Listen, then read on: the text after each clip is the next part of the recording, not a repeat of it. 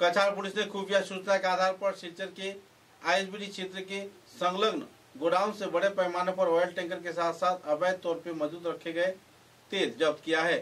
तेल चोर चक्र की ओर से यह सिंडिकेट चला जा रहा था। यह चोर चक्र आईओसी के तेल के वाहनों से तेल चोरी कर अपने गोदाम में रखता था और पाम के जरिए तेल निकालकर अवैध तौर पर व्यापार कर रहा था। खुफिया सूचना के आधार पर पूरा तथ्य उजागर करते हुए पुलिस सुपर नोमल मोहता ने अपने दूसरे कर्मचारियों को साथ लेकर धावा बोला और कछार जिले के आईएसबीटी संलग्न गोडाउन से बड़े पैमाने पर ऑयल टैंकर व ड्रम में मौजूद अवैध तेल को जब्त किया। बाद में इस संदर्भ में कुछ लोगों को गिरफ्तार भी किया गया।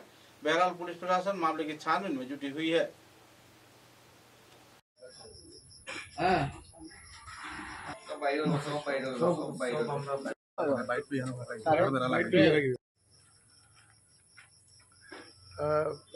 অবৈধ যি সৰবৰাহ আছে সৰবৰাহৰ বিৰুদ্ধে আমি সদায় সৰব হৈ আছোঁ।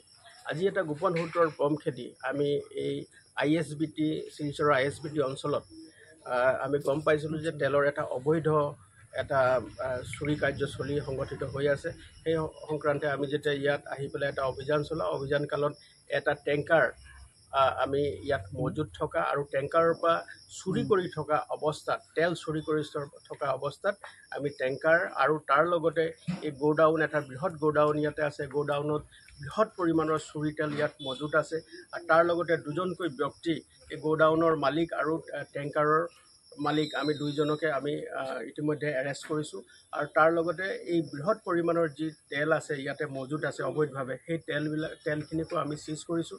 আৰু আপুনি দেখিব যে ইয়াত অহাৰ পাছত আমি স্থলীতে আমি AS11EC 1556 নামৰ এটা টেংকাৰ আইঅ'চিৰ পৰা তেওঁলোকে তেল লৈ আহি ইয়াতে চোৰাংভাৱে তেলবিলাক বিক্ৰী কৰি তেওঁলোকে আকৌ ইয়াত কিবা এটা কেমিকেলছ আৰু কিছু পানী মিহলি কৰি তেওঁলোকে ইয়াৰ পৰা গুচি যায়, চুবুৰীয়া ৰাজ্যলৈ গৈ তেলবিলাক আকৌ তেওঁলোকে বিক্ৰী কৰে।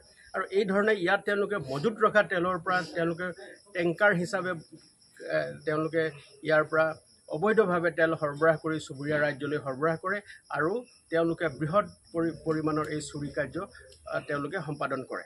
গতিকে আমি সেই চক্ৰটোৰ পম খেদি বিশেষ খবৰৰ সূত্ৰে আমি আজি এই অঞ্চলটোত আমি অভিযান চলাওঁ আৰু অভিযান চলাই আমি এই দুইজন ব্যক্তি টেংকাৰ আৰু মজুত থকা যি ইয়াত ডিজেলৰ পৰিমাণ আছে সেইখিনি আমি জব্দ কৰিছোঁ। আৰু আমি প্ৰাৰম্ভিক তদন্তত দেখা গৈছে যে এই মজুত থকা যি তেল আছে আৰু এই যি চক্ৰ এটা আছে ইয়াৰ অন্তৰালত কিবা বিশেষ চক্ৰ এটা জড়িত হৈ আছে বুলি আমি গম পাইছোঁ আৰু আমি অনুসন্ধান আৰম্ভ কৰিছোঁ। প্ৰাৰম্ভিক তদন্তত আমি দুজনকৈ ব্যক্তিক আমি এৰেষ্ট কৰিছোঁ। এজন নাম সোহেল আহমেদ লস্কৰ আউলিয়া, তেওঁৰ ঘৰ হ'ল শিলচৰত, আৰু দ্বিতীয়জন ব্যক্তি হ'ল এই গোডাউন যিটো আছে অবৈধভাৱে নিৰ্মাণ কৰা এই গোডাউনছৰ মালিক, তেওঁৰ নাম হ'ল স্বপন দাস। তেওঁ অস্থায়ীভাৱে ৰামনগৰ অঞ্চলত থাকে, কিন্তু তেওঁৰ ঘৰ হ'ল হাইলাকান্দি ৱাৰ্ড নম্বৰ 9। গতিকে তেওঁ এই বহুদিন অবৈধভাৱে থাকি তেওঁলোকে অবৈধ এই ব্যৱসায় চলাই আছে।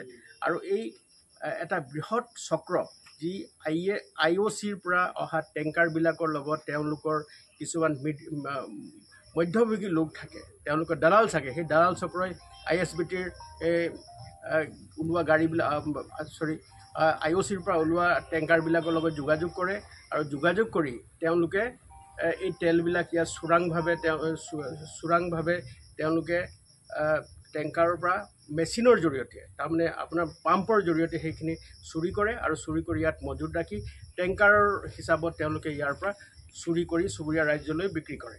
গতিকে এই চক্ৰটো আমি ধৰা পেলাইছোঁ আৰু এই চক্ৰটোৰ বিৰুদ্ধে আমি কঠোৰতম আইনগত ব্যৱস্থা যাতে ল'ব পাৰোঁ তাৰ কাৰণে আমি তৎপৰ হৈ আছোঁ। আৰু এই চক্ৰটোৱে দীৰ্ঘদিন ধৰি কিছুমান আমাৰ পুলিচৰ চকুত বা ৰাইজৰ চকুত ধূলি দি আপোনালোকে দেখিব যে এইটো এটা বন্ধ ঠাই, চাৰিওফালে বেৰিকেড লগোৱা আছে, কোনো সোমাব নোৱাৰে, অতৰ্কিতে কোনো সোমাব নোৱাৰে। গতিকে তাৰ অন্তৰালত তেওঁলোকে এই দুষ্কাৰ্য তেওঁলোকে চলাই গৈছিলে আৰু তেওঁলোকক আমি ধৰিবলৈ সক্ষম হৈছোঁ। আৰু শীঘ্ৰে তেওঁলোকৰ লগত থকা আন সম্পৰ্কিত ব্যক্তি যি আছে তেওঁলোকৰ বিৰুদ্ধে কঠোৰতম আইনগত ব্যৱস্থা ল'বৰ কাৰণে আমি তৎপৰ হৈ আছোঁ।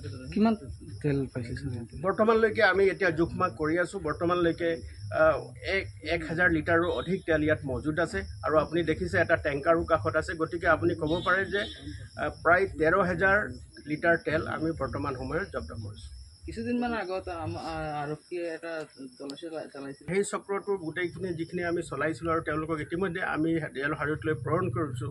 কিন্তু এই চক্ৰটো এটা বেলেগ এটা চক্ৰ, আমি ইয়াৰ লগত ধৰপকৰি থকা ব্যক্তি যিখিনি আমি অনুসন্ধান চলাই আছোঁ, আৰু সেই চক্ৰটোৰ লগত সেই চক্ৰটোৰ কি সম্পৰ্ক আছে আমি অনুসন্ধান কালতে গম পাম। কিন্তু এইটো নিশ্চিত যে ইয়াত তেওঁলোকে থাকি এটা অবৈধভাৱে এটা গোডাউন নিৰ্মাণ কৰি সম্পূৰ্ণৰূপে তেওঁলোকে ইয়াত বৃহৎ পৰিমাণৰ ৰাজহ ফাঁকিৰ লগতে তেওঁলোকে ইমান পৰিমাণৰ তেল টেংকাৰ হিচাপে ইয়াত মজুত ৰাখি তেওঁলোকে বহিৰাজ্যলৈ প্ৰেৰণ কৰি অবৈধভাৱে তেওঁলোকে ধন আহৰণ কৰিছে। এয়া অতি পৰিতাপৰ কথা, আৰু তেওঁলোকক আমি ধৰা পেলাবলৈ সক্ষম হৈছোঁ, আৰু তেওঁলোকৰ বিৰুদ্ধে কঠোৰতম আইনগত ব্যৱস্থা ল'বৰ কাৰণে আমি তৎপৰ হৈ আছোঁ। Thank U.